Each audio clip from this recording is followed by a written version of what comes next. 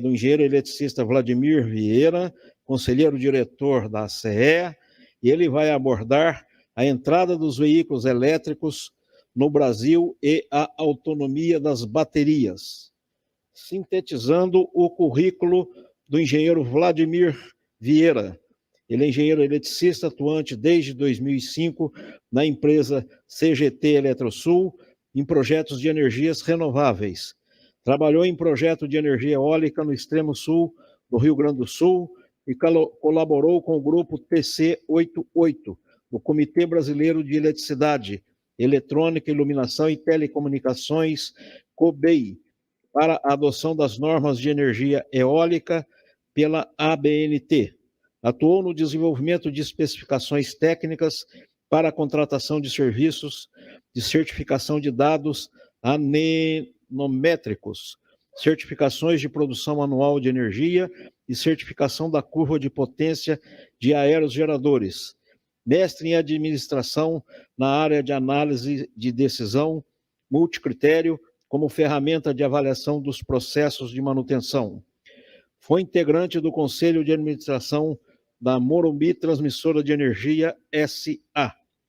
Geriu a divisão de manutenção de geração da Eletrosul e é um integrante da Associação Brasileira de Engenheiros Eletricistas, ABEE, com a qual desenvolve estudos temáticos na área de veículos elétricos, energia eólica e energia solar fotovoltaica.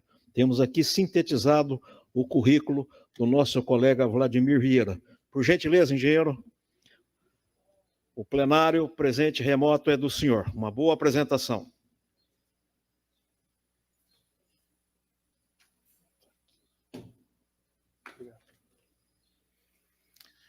Bom dia. A gente vai falar um pouquinho sobre os veículos elétricos, né? A preocupação de toda a cadeia de fornecimento de insumos para baterias de veículos elétricos e o processo de reciclagem das baterias.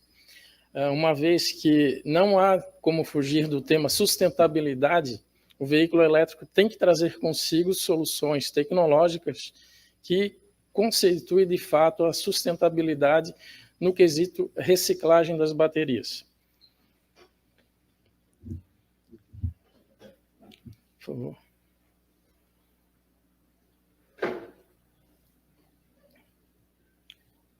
Próximo slide.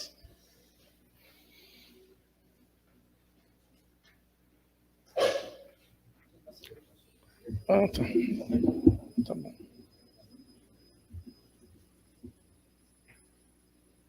Pois bem, nós temos muitas perspectivas, né? As necessidades tecnológicas para o processo de reciclagem é um processo muito dinâmico, a preocupação de um novo quesito de mobilidade elétrica no contexto mundial, né? Nós temos aqui em 2019 alguns tópicos colocados nesse slide, que é a evolução global dos veículos elétricos, né, em termos de unidades, 5,6 milhões de unidades. Ainda em 2019, registramos uma evolução na frota de veículos elétricos na casa de 64%, novas perspectivas de veículos elétricos híbridos plug-in, onde há uma forte perspectiva de expansão da frota, segundo a Associação Brasileira de Veículos Elétricos.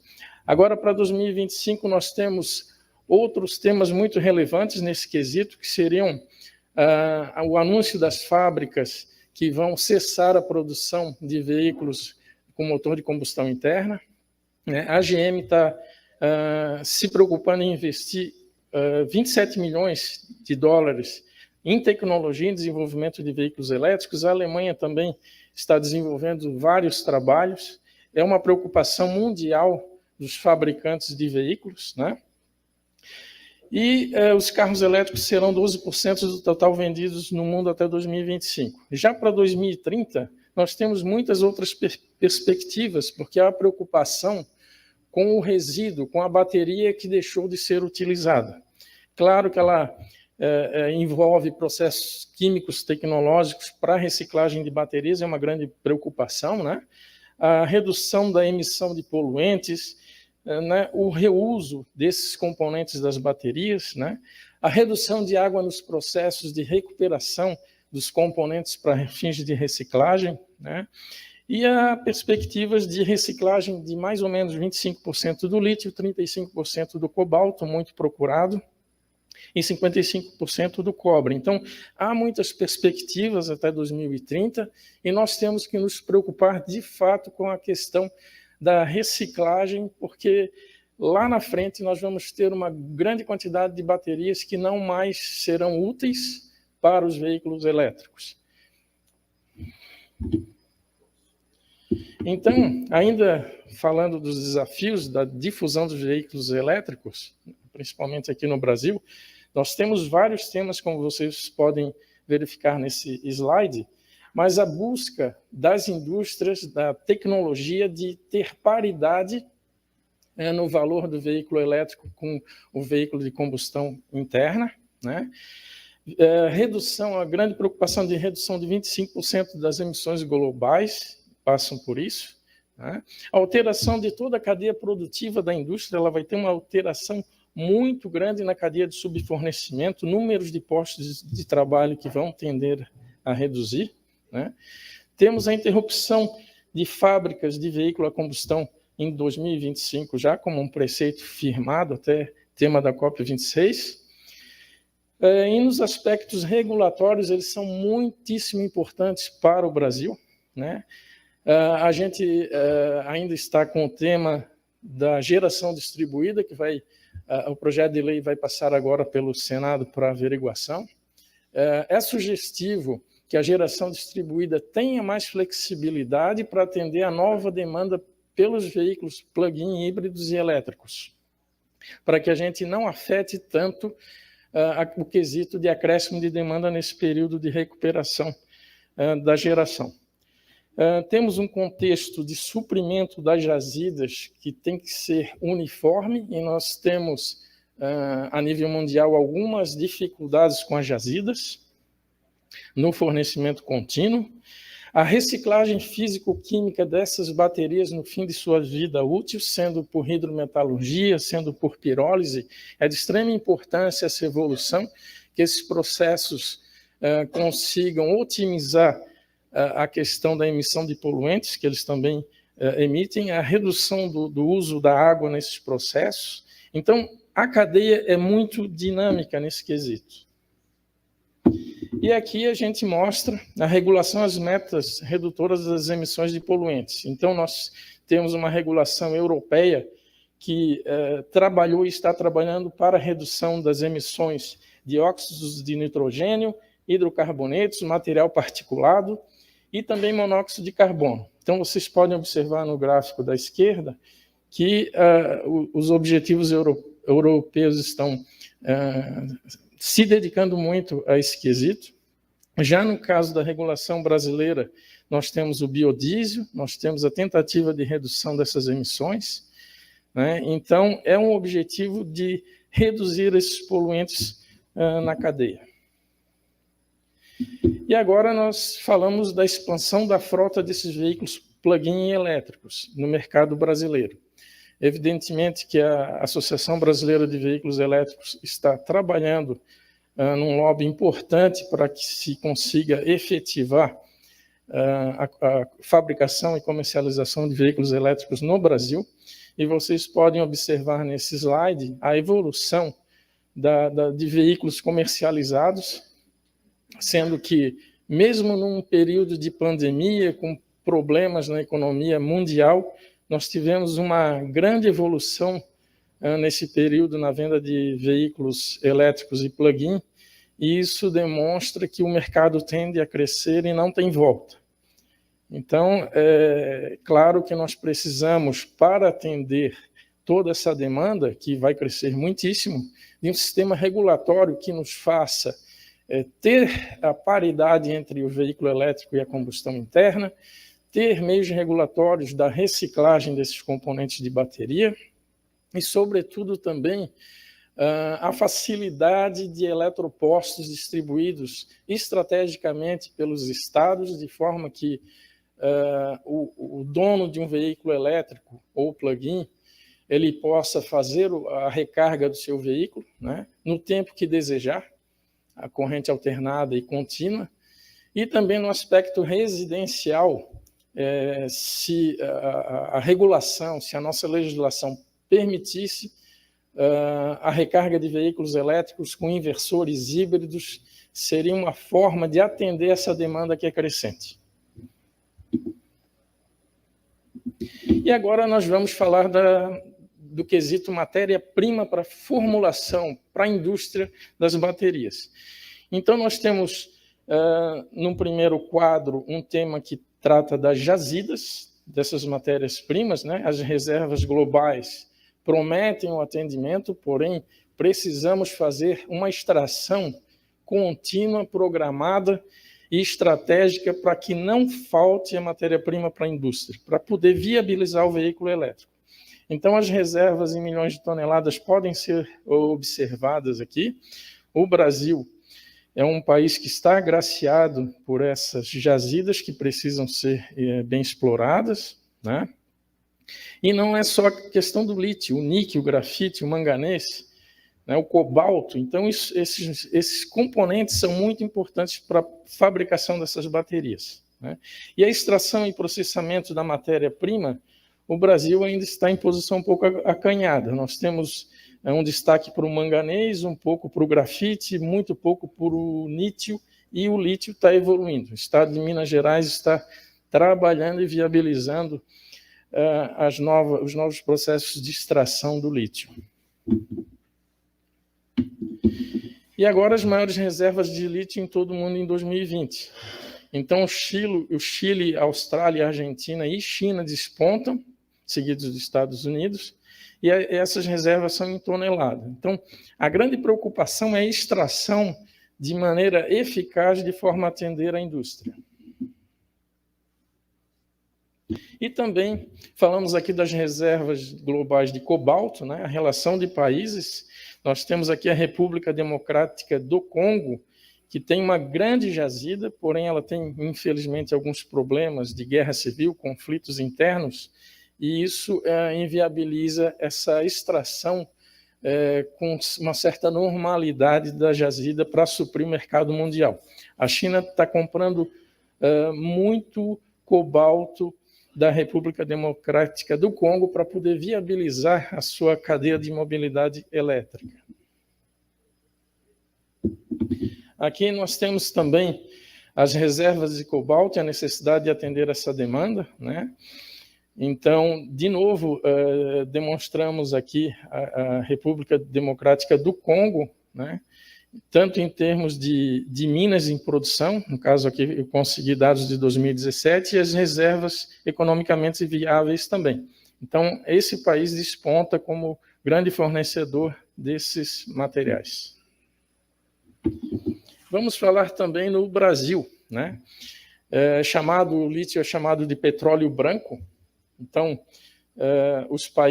alguns países se destacam no fornecimento e nas jazidas, e no Brasil nós temos algumas áreas compostas de minas, garimpo e ocorrência e indício de lítio, distribuídas principalmente em Minas Gerais, Ceará e Rio Grande do Norte. Falta a extração em escala para atender essa indústria que vai chegar logo. É um desafio para o setor. Aqui também temos o consumo global do cobalto, que ele não serve tão somente para as baterias, né, mas vários outros processos, pigmentação, catálise, orgânicos, superligas e vários outros componentes em que o cobalto se faz importante na cadeia produtiva. Agora vamos falar um pouquinho da classificação dos veículos e o conceito dos híbridos e elétricos. Esse slide é bem didático. Então, nós temos o veículo de motor de combustão interna, a sigla geralmente chamada MCI. Nós temos os veículos puramente híbridos, em que eles não têm uma tomada de recarga, eles têm sim um sistema regenerativo, em que, através de um processo de frenagem, onde libera aquecimento, alguns processos de engrenagens, e alguns movimentos de descidas à regeneração da energia voltada à bateria. Porém, o veículo somente híbrido ele não tem uma tomada para receber a recarga. O processo de regeneração de carga é feito no próprio sistema do motor, que é convencional, mas tem essa capacidade de recarga de baterias, ele também tem um motor elétrico. Aí, vamos para o próximo veículo, que é o veículo plug-in híbrido. Ou seja, esse veículo tem uma tecnologia maior, é uma tecnologia que assume uma tomada de recarga, porém, ele tem motor a combustão e tem um motor elétrico associado. Alguns motores, eles são alocados nas próprias rodas dos veículos, né? E outros numa parte lateral do eixo. Então, são veículos que combinam os dois processos de tração elétrico e com motor de combustão interna, e os dois, na combinação, desenvolvem o torque para esses veículos. Por outro lado, um veículo que assume essas condições, ele tem a necessidade de alojar um banco de baterias, e geralmente é na parte traseira, abaixo do banco traseiro, onde há o conflito entre o espaço do tanque de combustível, né, e a área destinada à bateria. Então, como característica, ele foi obrigado a reduzir um pouco o compartimento destinado ao armazenamento de combustível e ele conseguiu, dentro da tecnologia, reduzir um pouquinho da potência do motor a combustão e associa com o motor elétrico. E nós temos o veículo totalmente elétrico, né? Então, ele tem um sistema de motorização elétrico, ele também tem baterias e também tem tomada de recarga, e ele é totalmente elétrico e não emite poluentes. Essa tecnologia também está evoluindo bastante. Há uma preocupação do arrefecimento das baterias que ficam geralmente alocadas no piso do veículo. Eu vou abordar o tema dessas baterias nos próximos slides. E aqui, de novo, a gente identifica os 4 tipos, agora incrementando aqui o veículo a célula de combustível, a hidrogênio, que está evoluindo bastante também. Isso são temas de muitos estudos de planejamento, pesquisa e desenvolvimento, né? E nós, claro, esperamos que o Brasil assuma essa área, pesquisa, estudo e desenvolvimento, que é muito importante para o desenvolvimento de um país. Então, aqui estão os 4 tipos de veículos: o elétrico puro, o híbrido simplesmente, o plug-in que eu acabei de abordar e o veículo de célula combustível. Vamos falar um pouquinho de legislação e sistema regulatório, né? Então, nós tivemos a Lei 9.991, né, do ano 2000, em que ela iniciou um programa, viabilizou um programa de pesquisa e desenvolvimento gerido pela ANEEL. Foi a principal política para esses estímulos da inovação tecnológica para o setor elétrico. Num segundo momento, nós tivemos, em 2018, a Resolução Normativa 819, onde iniciou-se a regulamentação sobre a recarga desses veículos elétricos, tema extremamente estratégico para a viabilização. Agora temos um projeto de lei 2156/21, que institui uma política nacional de mobilidade elétrica e suas diretrizes. O texto traz medidas de fomento ao uso de veículos elétricos e ainda conceitos iniciais relacionados à mobilidade elétrica. Aqui vai ser muito importante, porque hoje nós temos a geração distribuída, mas os inversores híbridos que poderiam ser homologados no Brasil, estamos aguardando, eles poderiam também, através das baterias, promover a recarga desses veículos elétricos. E tem mais, um veículo elétrico com as suas baterias, com seu banco de bateria totalmente carregado, por que não extrair energia das baterias do veículo elétrico para atender uma residência no horário de ponta, no horário de pico, onde a energia é mais cara? Por que não? Falta viabilização, falta regulação no Brasil. Ok? Então, infelizmente, estamos a passos lentos, precisamos evoluir nesse tema. E aqui eu mostro para vocês já alguns modelos de tomadas, né, que conforme a tecnologia e conforme o tipo de carregamento desse veículo, sob sistemas técnicos, Os tipos de tomadas vão ser abordados mais à frente aqui. E com a legislação, a audiência pública e a resolução normativa 819, nós começamos a criar um sistema regulatório para os eletropostos, né? Concessionárias, permissionárias e demais interessados podem desenvolver esse serviço, né? O módulo 9 do PRODIST estipula normas de segurança elétrica, muito importante para esse tema. É permitida a exploração comercial e preços livremente negociados, né? E há nos eletropostos um sistema, um conjunto de software que possa se comunicar com o veículo e gerenciar a forma com que está fornecendo essa energia para o veículo, para o bem e durabilidade das baterias. Pode ser fornecimento em corrente alternada, como em corrente contínua também. Corrente contínua vai ser um fornecimento com tempo muito reduzido, ela é mais rápida. E aqui, abordando um pouco mais essas tomadas, conforme a tecnologia, né? Como eu falei, nós podemos fornecer em corrente alternada e corrente contínua, nós temos alguns modelos aqui, Estados Unidos, China, Japão, né? E conforme o tipo de tomada, conforme o cabeamento, nós poderemos, e o tipo de energia, né, em corrente alternada ou contínua, nós entregamos a energia para fins de recarga dessas baterias. Então, conforme o veículo, a energia que possa ser armazenada no seu banco de baterias, e conforme o tipo de carregador, conforme essa potência, nós demandamos algumas horas ou até minutos para a recarga desses veículos.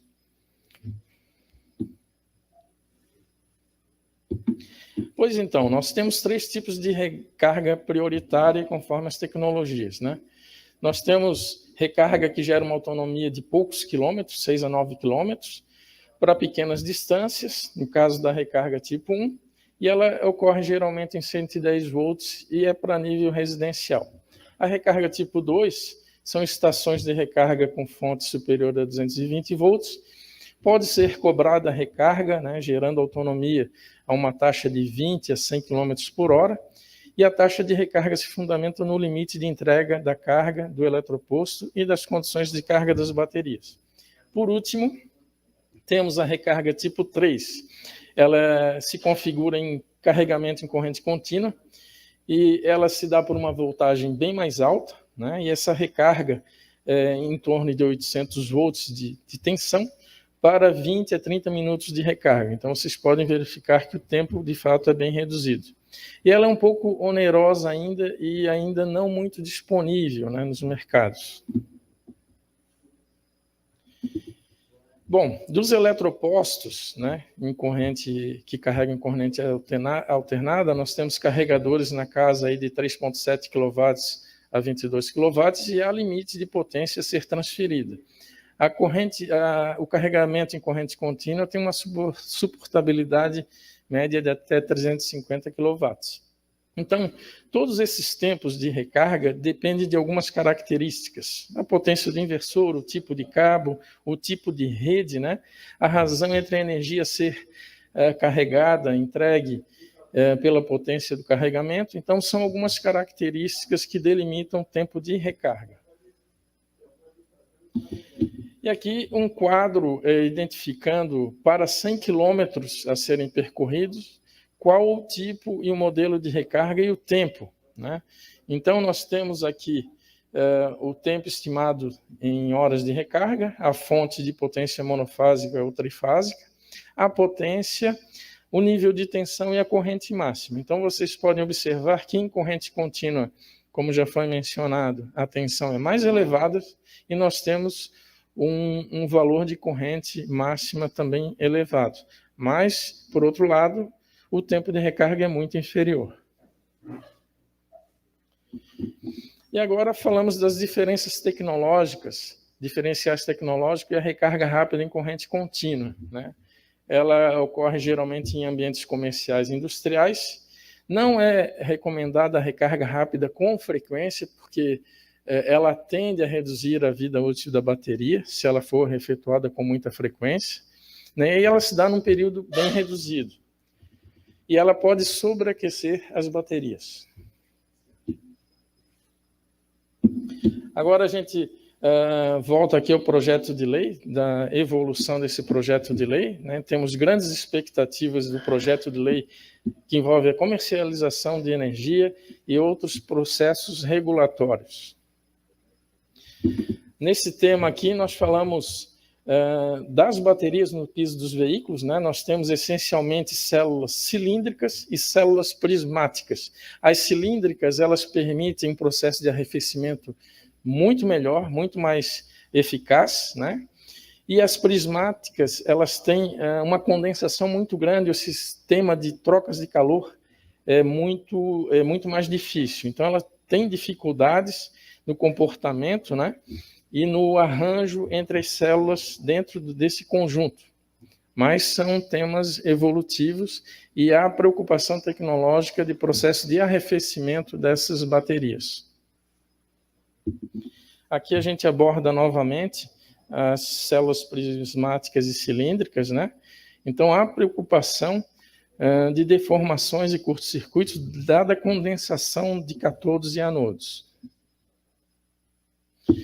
Nós vamos falar aqui de densidade de potência e densidade energética. São dois conceitos importantes, onde a razão da potência pelo peso me dá a densidade de potência e da energia pelo peso, respectivamente, a densidade energética. Vocês podem observar que nós, tecnologicamente falando, nós reduzimos muito o peso dessas baterias, né, dos tipos de baterias, com grande evolução de 2015 a 2025.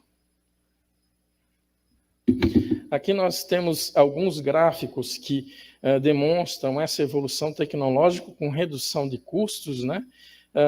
O potencial específico dessas baterias tende a crescer bastante com a redução de peso, né? E a vida útil também. Então, esses gráficos abordam essas características para os determinados tipos de baterias. Aqui, nós fizemos uma comparação dessa densidade de potência e densidade de energia com os capacitores. Tá. Os supercapacitores, geralmente de grafeno, estão sendo utilizados nos veículos elétricos, porque aquelas condições abruptas em que há necessidade de descargas rápidas das baterias, coisa que afetam a vida útil delas, é suportada essa energia de componente muito rápida pelos supercapacitores. Em vez de nós obtermos, nesse momento, a energia da bateria, nós obtemos dos supercapacitores. Então, é um momento de energia abrupta que reduz a vida útil das baterias, e nesse momento entra os supercapacitores e nós vamos ter tendência de um acréscimo significativamente, falando da vida das baterias. Aqui tem um outro gráfico de densidade de energia mostrando a posição dos ultracapacitores. Eles têm uma densidade de potência grande e densidade de energia menor. Aqui é mais uma comparação entre as baterias e as características dos supercapacitores. Eles têm tamanho pequeno, têm uma vida útil longa, não depende de componentes químicos e alta resistência interna e vida útil longa.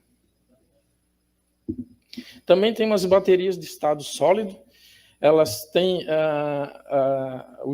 muitos menores riscos de incêndio em relação às baterias de íon lítio, perspectiva de grande evolução no mercado, desde que haja a facilidade de fornecimento em escala.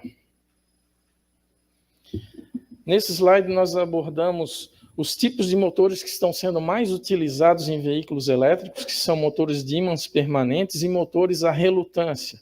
Há uma grande evolução do motor a relutância pela sua alta eficiência. Aqui temos um comparativo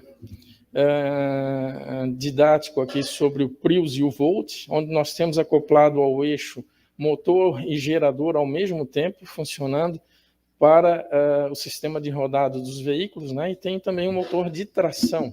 Então, são duas tecnologias bem evolutivas. Temos, nesse slide aqui, a evolução, a perspectiva da taxa composta de demanda dessas baterias de líon-lítio.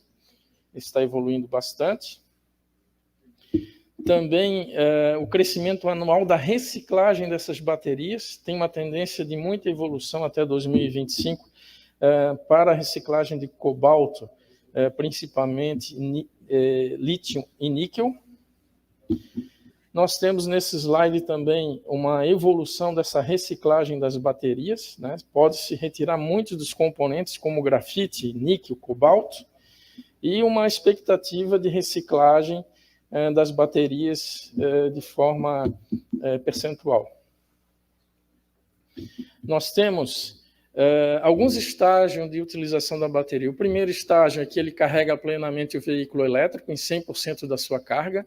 Passados aí de 6 a 8 anos, a recarga só consegue contemplar 80% da capacidade da bateria.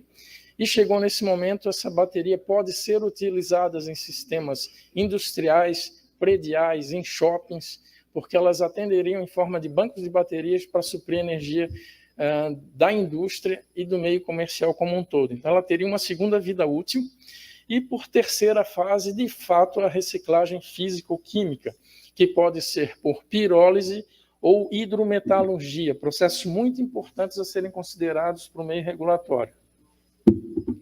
Aqui nós temos esses estágios de reciclagem, né, pela hidrometalurgia, um processo interessante, tem alimentador, esmagador, neutralizador, tem ainda alguma emissão de gases nesse processo, mas está em franca evolução tecnológica. Esse quadro é muito interessante porque ele faz um comparativo, né, a relação das metodologias e os melhores índices de extração desses componentes. Veja que a hidrometalurgia, por um processo mecânico, ela consegue extrair 90% do lítio das baterias. A pirólise, 0%. Para o níquel, a pirólise retira 40% a 60% e a hidrometalurgia, 99%. Cobalto, na mesma condição. Então, a hidrometalurgia está se mostrando mais importante, mais relevante na extração, uma vez que as jazidas não conseguem ter um fornecimento dessa matéria-prima em escala ainda, a reciclagem vem de suma importância estratégica para a indústria mundial. E aqui a nossa homenagem a Nikola Tesla, um mago que fundamenta a atualidade. Ele foi muito importante para a sociedade e continua sendo. Muito obrigado.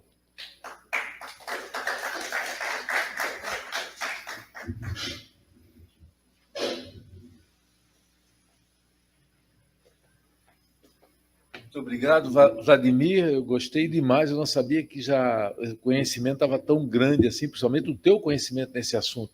E eu fiquei sabendo pelo Ivan que esse assunto está detalhadamente escrito na revista de Ciência e Tecnologia, número 148, vai ser lançado no dia 11 de dezembro. Tá? Aqui é a programação, nós estamos discutindo para tornar pública, né? Que não é só a revista, mas eu gostei, parabéns pela apresentação. Pena que o tempo é muito curto, mas por isso que eu estou dizendo que na revista dá direitinho aqui, e no ano que vem nós vamos começar a dar muito mais destaque do que recebemos até agora, a questão do setor elétrico. Então, hoje aqui é só uma amostra do que vai ser no ano que vem, que é um setor muito importante. E nós temos aqui a presença do João Alberto da Silva, que vai nos ajudar, e já estava ajudando, e vai ajudar mais ainda a gente, como é que se diz, colocar, dar mais relevância, dar mais informação ao setor elétrico. Aquele que o pessoal só se lembra na hora que falta a luz, mas tem que ter um planejamento, e fazer uma usina hidrelétrica, coisa de décadas, não estou exagerando. Todos os investimentos elétricos são muito bem planejados, eu não vou falar muito bem sobre isso, eu vou dizer que não é num estalo de dedo que a gente consegue acender uma lâmpada, tá? E a lâmpada só ilumina. A eletricidade tem muito mais valor do que só iluminar. Obrigado. Parabéns. Vamos ver as dúvidas ali. Engenheiro Vladimir, Carlos Hernando da Veiga, uma questão: como é observado o uso do hidrogênio como combustível, imaginando veículos híbridos, eletrohíbridos e a tecnologia do hidrogênio? Bom, agradeço pela pergunta, né? Essa é uma questão a nível tecnológico, está evoluindo bastante, né? Claro que Um veículo elétrico, em seu conceito, traz consigo a segurança, a tecnologia e a eficiência, né? Então, isso está sendo muito bem trabalhado, e a gente, quando fala em veículo elétrico, seja híbrido, seja célula de hidrogênio, seja puramente elétrico, a gente tem que priorizar a segurança. Imagine que tem vários conversores dentro dos veículos elétricos, em que diversos níveis de tensão são desenvolvidos para poder atender os diversos equipamentos dentro do veículo elétrico. É um nível de tensão um pouco mais elevado, às vezes chega a 800 volts, 600 volts, 400 volts. Isso tem que ser muito bem trabalhado, mas essa evolução do hidrogênio está aí para a sociedade, vai demorar só um pouquinho, mas vai vir com toda a força. E com segurança para a sociedade. Tem temas de pesquisa evoluindo muito, né?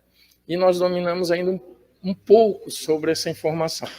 Mas, com a quebra de alguns preceitos, né, esses veículos vão estar disponíveis sim. Tá? E vamos aguardar.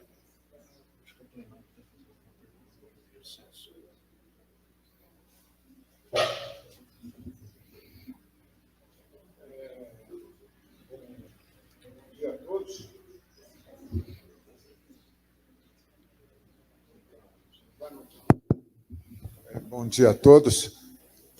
Quero cumprimentar aqui o nosso presidente, Roberto de Oliveira, pelo brilhante seminário que está sendo realizado pela Associação Catarinense de Engenheiros. Prazer de encontrar aqui o nosso mestre de cerimônias e o organizador dos eventos da Associação Catarinense de Engenheiros há mais de uma década, sempre presente, e parabenizar o nosso palestrante pela excelente apresentação feita aqui e esclarecimentos a respeito da tecnologia dos veículos híbridos elétricos e trazer algumas considerações ainda, né? Quer dizer, é muito bom o que nós estamos vivendo, mas ainda estamos muito longe da efetivação de podermos disponibilizar esses veículos para a sociedade, porque o principal problema é o carregamento dessas baterias, né?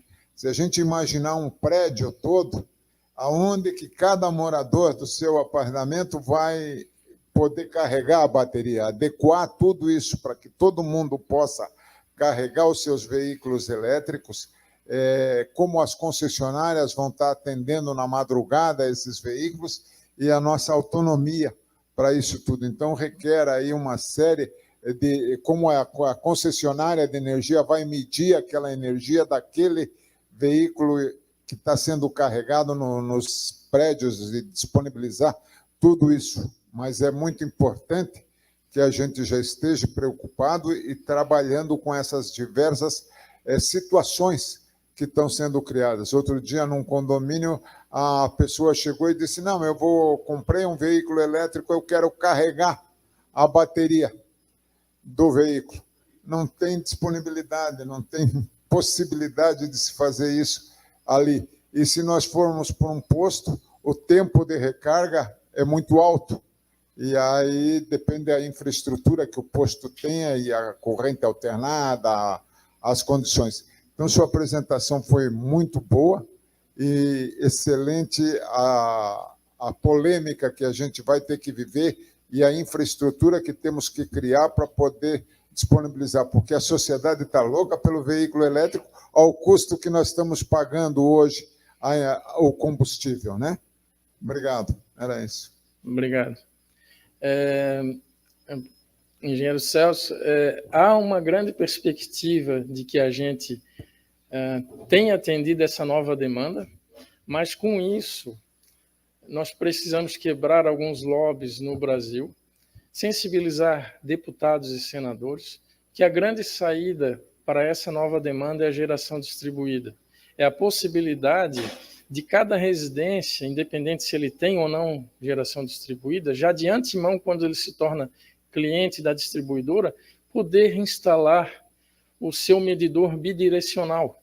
mesmo que ele não tenha geração distribuída, o que está sendo medido no consumo não vai se perder. Quando ele conseguir instalar, o medidor já está pronto. Então, eu acredito que a gente quebraria uma grande barreira, passando a instalar medidores bidirecionais, tendo ou não tendo geração distribuída.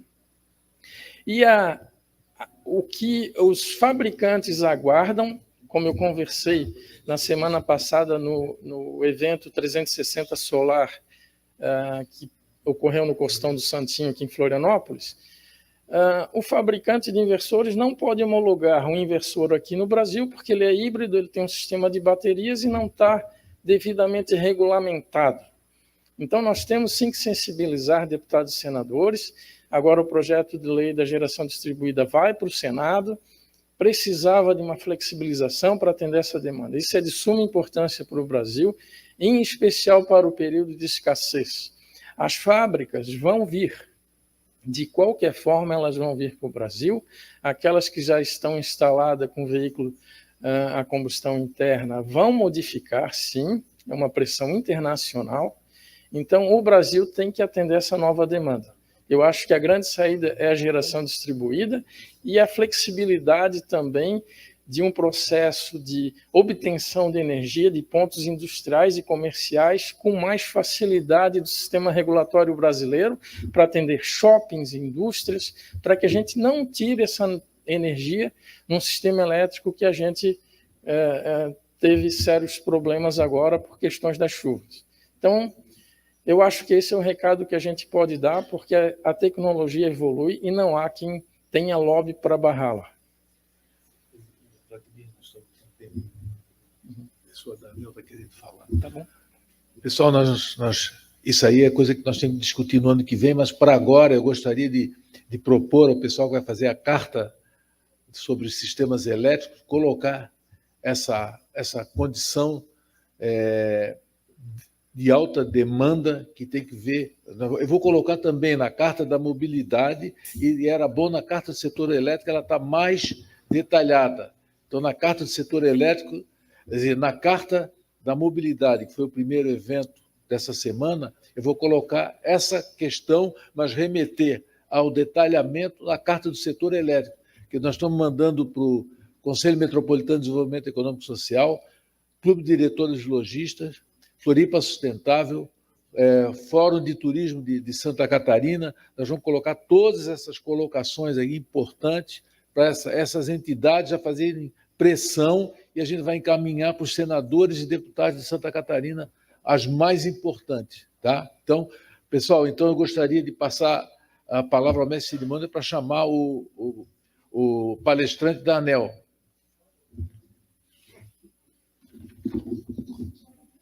Agradecemos ao engenheiro Vladimir pela belíssima exposição.